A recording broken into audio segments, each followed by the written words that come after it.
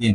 প্রিয় দর্শক, আজকের এই আমলটি অত্যন্ত দামি এবং ফজিলতপূর্ণ, যা আপনারা যুগ যুগ ধরে কষ্টে ভুগতেছেন, কিন্তু কোন কারণে আপনি এত কষ্টে আছেন, আপনি এত দুঃখে আছেন, এত অশান্তিতে আছেন, আপনি নিজে আদ্র এই খোঁজ খবর নিচ্ছেন না অথবা তালাশ করছেন না, কেন আপনার ঘরটাকে এরকম অবস্থায় জাহান নামের একটি কারখানা বানিয়ে রাখছে? আপনার স্বামী ঘরে আসলেই একটা হুট করে ঝগড়া লেগে যায়, অথবা আপনার সন্তান ঘরে থাকলেই ঝগড়া ফাসাদ সৃষ্টি হয়ে যায়। কেন এগুলা হচ্ছে হয়তো আপনি জানেন না। আর ঘরের মধ্যে 2 জন 3 জন 4 জন, একজন লোক নিয়মিত কাজ করতেছে, ব্যবসা করতেছে অথবা প্রবাসে আছে, তারপরও কেন আপনার ঘরটা অভাব ছাড়ছে না? আপনি এই আমলটি যদি সম্পন্ন করেন এবং দেখেন ভিডিওটি, আপনার কপালে চোখ উঠে যাবে, আপনি নিজেই বুঝতে পারবেন। আর আপনাকে তাড়াতাড়ি আমলটি করতে হবে। সম্মানিত দিনদার মা বোনেরা, আমার প্রিয় ভাইরা, ইয়া রাজ্জাকু 21 বার পাঠ করে 1 গ্লাস পানির উপর কিভাবে ফু দিবেন, আমলটি কিভাবে করবেন। এই আমলটি করার জন্য আমাদেরকে সর্বপ্রথম পবিত্রতা অর্জন করতে হবে, পাক সাফ অর্জন করতে হবে, ভালোভাবে পবিত্রতাকে রক্ষা করতে হবে। পবিত্রতা অর্জন করে এই আমলটি করার নিয়তে আপনি বসবেন। কিভাবে পবিত্রতা অর্জন করবেন? অনেক সময় অনেক মা বোনেরা ওযু করেন, কিন্তু আপনাদের ওযু হচ্ছে না। অনেক ভাইয়ারা ওযু করেন, ওযুটা আজও পর্যন্ত শুদ্ধ করে করতে পারছেন না। সেই জন্য নামাজ পড়লেও নামাজ হয় না, কোরআন তিলাওয়াত করলেও আপনার বেওযুতে কোরআন তিলাওয়াত হচ্ছে, পবিত্রতা রক্ষা হচ্ছে না। এই জন্য আজকে আমি আপনাদেরকে জানিয়ে দেব শুদ্ধভাবে কিভাবে ওযু করবেন। ওযুটা যদি না করা হয় সঠিকভাবে, তাহলে আমলের কোনো ফলাফল পাবেন না। অনেক ভাই বোন আছেন, আপনারা আমল করেন, আলহামদুলিল্লাহ ফলাফলও পেয়ে যান, কিন্তু অনেকে আছে যে আমল করে ফলাফল পাচ্ছে না। কেন পাচ্ছে না? তারা সঠিকভাবে হয়তো আমল করতে পারতেছেন না, এই কারণে আমলটি আপনাদের সহি হচ্ছে না। এই জন্য সহিভাবে ওযু করতে হবে আমলটি করার জন্য, যেন আমল আল্লাহর দরবারে কবুল হয়ে যায়। তাই আপনি কি করবেন? ওযুর শুরুতে সর্বপ্রথম পাঠ করবেন আউযু বিল্লাহি মিনাশ শাইতানির রাজিম, বিসমিল্লাহির রহমানির রহিম। এই 2টা দোয়া পাঠ করে ওযু স্টার্ট করবেন। আর খেয়াল করে ওযু করবেন, প্রত্যেকটা অঙ্গ, ওযুর প্রতিটি অঙ্গ যেন আপনার যথার্থভাবে ধৌত করা হয়। যে অঙ্গ যতবার ধৌত করার প্রয়োজন, সে অঙ্গ সুন্নত তরিকায় ততবার যেন আপনি ধৌত করতে পারেন, সেদিকে খেয়াল করেই ওযুটা করে নেবেন। এরপর আপনি ওযুর পরে ছোট্ট একটি আমল দিচ্ছি, যা এই আমলের কোনো অংশ নেই, বলে দিচ্ছি। ওযুর পরে আমলটি করবেন, জান্নাতের 8টি দরজা আপনার জন্য আল্লাহ পাক রব্বুল আলামিন খুলে দিবে। আর সে আমলটি হচ্ছে, ওযুর পরে একবার পড়ে নেবেন কালিমে শাহাদাত, আশহাদু আল্লা ইলাহা ইল্লাল্লাহু ওয়াহদাহু লা শারীকা লাহু ওয়া আশহাদু আন্না মুহাম্মাদান আবদুহু ওয়া রাসূলুহু। আল্লাহ নবী সাল্লাল্লাহু আলাইহি ওয়াসাল্লাম বলেন, যে বান্দা বান্দি আমার যে উম্মত হুজুর পড়ে কালিমা শাহাদাত একবার পড়ে নেবে, আল্লাহর তৈরি 8 জান্নাতের দরজা তার জন্য খুলে দেওয়া হবে। যে কোনো দরজা দিয়ে সে জান্নাতে প্রবেশ করতে পারবে, কোনো বাধা, কোনো প্রতিবন্ধকতা থাকবে না। সুবহানাল্লাহ। তাই আপনি কি পারবেন না ওযুর পরে আমলটি করতে? অবশ্যই পারা যাবে, সম্ভব হবে। তাহলে এই আমলটি করে নিয়ে অনেক উপকার হবে, ইনশাআল্লাহ জান্নাতে যেতে পারবেন মৃত্যুর পরে। এরপরে একটি কাঁচের গ্লাস আপনি ভালোভাবে ধৌত করে নেবেন। সুন্দর মতে একটি কাঁচের গ্লাস ভালোভাবে ধৌত করে 1 গ্লাস খাবারের পানি নেবেন। 1 গ্লাস খাবারের পানি নিয়ে সেটি আপনার সামনে রাখবেন। আপনি পবিত্র বিছানাতে বসবেন, যেন আপনার বিছানাটা পবিত্র থাকে। কোনো ছোট বাচ্চা প্রস্রাব করে দিলে ও পবিত্র থাকলে ওই বিছানাতে বসবেন না। আপনি পবিত্র বিছানাতে বসে আপনি সর্বপ্রথম 3 বার এই ইস্তেগফার পড়ে নেবেন। আস্তাগফিরুল্লাহাল্লাযী লা ইলাহা ইল্লা হুয়াল হাইয়ুল কাইয়্যুম ওয়া আতুবু ইলাইহি লা হাওলা ওয়ালা কুওয়াতা إلا بالله العلي العظيم. أستغفر الله الذي لا إله إلا هو الحي القيوم وأتوب إليه لا حول ولا قوة إلا بالله العلي العظيم. أستغفر الله الذي لا إله إلا هو الحي القيوم وأتوب إليه لا حول ولا قوة إلا بالله العلي العظيم. বাস এরকম ভাবে 3 বার ইস্তেগফার আপনি আদায় করে নেবেন।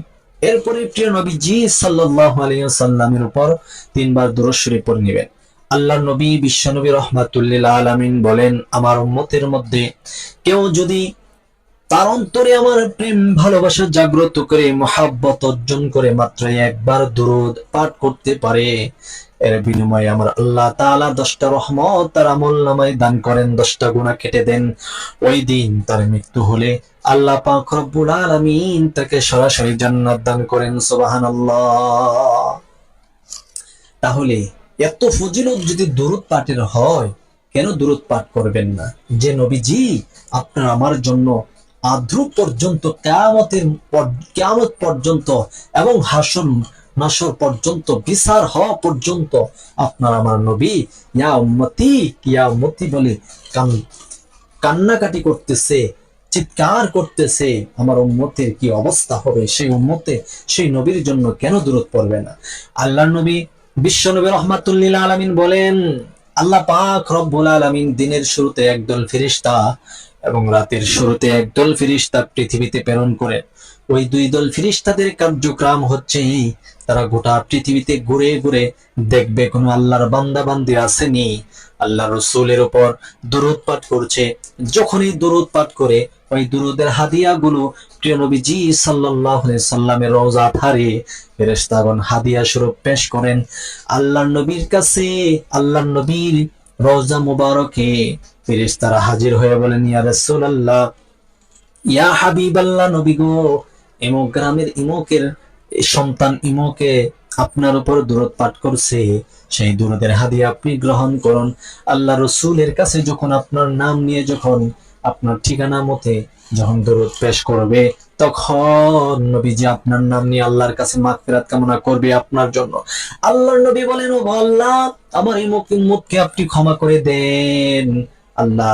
আল্লাহ তাকে আপনি মাফ করে দেন, সে আমার উপর দুরূদ পাঠ করেছে, আল্লাহ মেহেরবানি করে আপনি ক্ষমা করে দেন। এইভাবে আপনার জন্য মাগফিরাত কামনা করবে আল্লাহ রাসূল সাল্লাল্লাহু আলাইহি সাল্লাম শুধু দুরূদ পাঠ করার কারণে। তাহলে দুরূদ পড়ে নেবেন 3 বার। আমি একবার পড়ে দিচ্ছি, আল্লাহুম্মা সাল্লি আলা মুহাম্মাদ ওয়া আলা আলি মুহাম্মাদ কামা সাল্লাইতা আলা ইব্রাহিম ওয়া আলা আলি ইব্রাহিম ইন্নাকা হামিদুম মাজিদ। اللهم بارك على محمد وعلى آل محمد كما باركت على إبراهيم وعلى آل إبراهيم إنك حميد مجيد। 3 বার ইস্তেগফার, 3 বার দুরূদ শরীফ পাঠ করার পর আপনি এই 1 গ্লাস পানিতে, যে একটি গ্লাসের মধ্যে পানি নেবেন, ওই পানিটা আপনার ডান হাতে রেখে আপনি পড়বেন মহান আল্লাহ তাআলার ওই গুরুত্বপূর্ণ ইসিমটি পড়বেন। আল্লাহ তাআলার প্রায় 99টি সিফাতের নাম রহিয়াছে।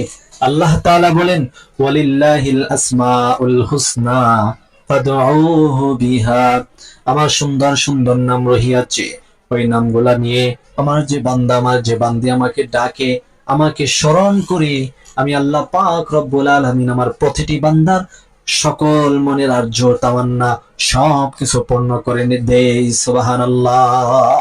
তাই প্রিয় নবীজি তাই আল্লাহ তাআলার কাছে এই প্রিয় আমলটি আপনি করবেন, আল্লাহ তাআলার প্রিয় নামটি আপনি পাঠ করবেন এরকম ভাবে, ইয়া রাজ্জাক, ইয়া রাজ্জাক, ইয়া রাজ্জাক, ইয়া রাজ্জাক। এই নামটি 21 বার পরে এই 1 গ্লাস পানিতে 3টি ফু দিবেন। এরকম ভাবে 3টি ফু দেওয়ার পরে প্রিয় নবীজির উপর আবার আপনি 3বার দুরূদ শরীফ পাঠ করে নেবেন, সাল্লাল্লাহু আলাইহি ওয়াসাল্লাম, সাল্লাল্লাহু আলাইহি ওয়াসাল্লাম, সাল্লাল্লাহু আলাইহি ওয়াসাল্লাম। এরপরে এক গ্লাস পানিতে 2টি ফু দিবেন। এরকম ভাবে আমলটি করার পর আপনি এক গ্লাস পানি কি করবেন এবং কি উপকার, কি লাভ হবে, আসুন আমরা জেনে নেই। এক গ্লাস পানি থেকে অর্ধেক পানি আপনার ঘরের ভিতরে ছড়াইয়ে ছিটিয়ে দিয়ে দেবেন, বাকি অর্ধেক পানি 15 থেকে 20 মিনিট পরে আপনার ঘরের বাহিরে ছড়াইয়ে ছিটিয়ে দিয়ে দিবেন। এতে করে আপনার ঘরে এবং বাহিরে যত রকমের প্রতিকার আছে, জাদু টোনা, ব্ল্যাক ম্যাজিক, কুফরি কালাম আছে ইত্যাদি শত্রুরা গেঁথে রেখেছে, অথবা ঘরের মধ্যে বদ জিনের আসর, খারাপ জিনের আসর ইত্যাদি আছে, যে কারণে আপনার ঘরটা দিন দিন জাহান্নামের একটি গর্ত হয়ে গেছে, ঝগড়াঝাটি দূর হচ্ছে না, মনোমালিন্য একের পর এক হতে যাচ্ছে এবং রোগ বিমার দূর হচ্ছে না। ইয়া রাজ্জাক যদি পাঠ করে 21 বারে এক গ্লাস পানিতে ফু দিয়ে যদি সমস্ত ঘর এবং ঘরের বাহিরে ছড়িয়ে ছিটিয়ে দিতে পারেন, তাহলে 15 থেকে 20 মিনিটের ভিতরে ঘরের সমস্ত প্রতিকার দূর হয়ে যাবে ইনশাআল্লাহ, সমস্ত খারাপ আসর বের হয়ে যাবে। এবং বাহিরে 20 মিনিট পরে যখন পানিটা দিবেন, ইনশাআল্লাহ ঘরের ভিতরে ইনশাআল্লাহ আর কোনো খারাপ জিন অথবা খারাপ জিনের আসর, বদ নজর ইত্যাদি প্রতিকার আর ঢুকতে পারবে না। এই আমলটি আপনি সপ্তাহে একবার করুন অথবা মাসে একবার করুন। আপনি যখনই মনে চাচ্ছে তখনই আমলটি করে আপনি এইভাবে পানি নির্ণয় করুন। আল্লাহর অশেষ রহমতে আপনার ঘরটা শান্তির একটা বাগান হবে, জান্নাতের একটা টুকরা হয়ে যাবে দুনিয়াতে। আপনি যদি বিশ্বাস করে আমলটি করতে পারেন তখনই ফলাফল পেয়ে যাবেন।